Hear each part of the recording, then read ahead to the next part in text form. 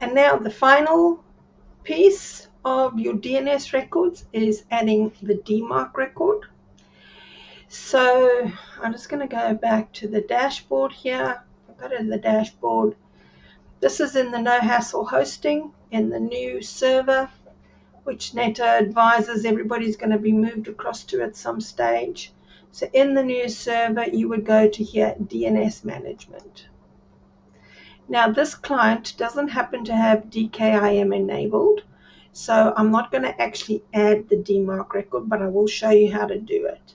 So to add the DMARC record, and you would only add this once your DKIM has been added and it has propagated. So there needs to be about 48 hours after you've added the DKIM record before you add the DMARC record. So you just click on text. It'll give you the name of the domain, which is great. Over here, where it says the record type, you can select DMARC and it will actually fill in the DMARC information for you. If you want to receive DMARC, so DMARC is about getting an email to say whether your emails have been delivered properly or not. And if you want to receive it, you would add your email address here. Let me just do this. Here and in this field so that you get the emails about it.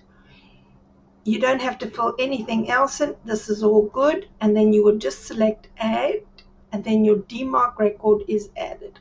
I'm going to cancel because this cPanel account doesn't have the DKIM, and I want to get this a tutorial out to you. So it's really easy how to add your DMARC record.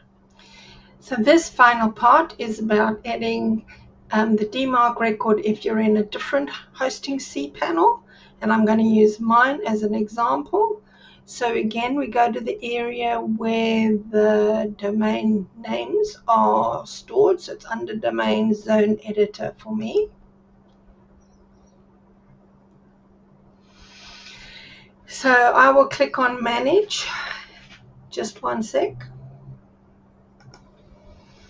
When I click on Manage, it will come up with my records. So what you want to do is you want to add a new record.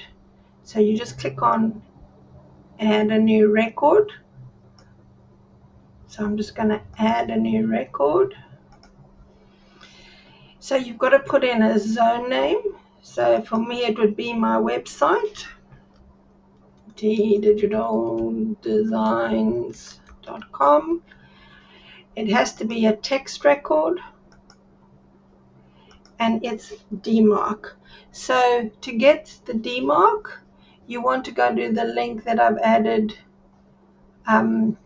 below this in all the links.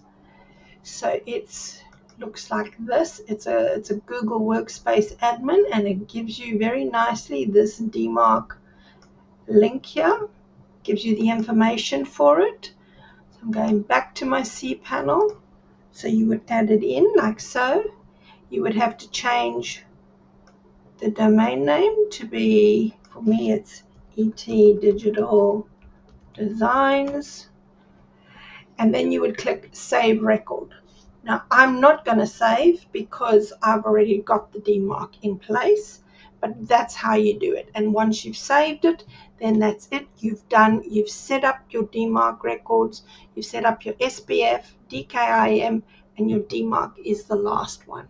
You can then go back and check, like I gave you at the beginning of the tutorial, check how your site's doing with the different records. So even though this is a long tutorial, I've broken it up into bits. I hope you found it useful, and if you have any questions, feel free to reach out. Thanks so much for bearing with me for this long tutorial, and I look forward to hearing from you guys. Bye.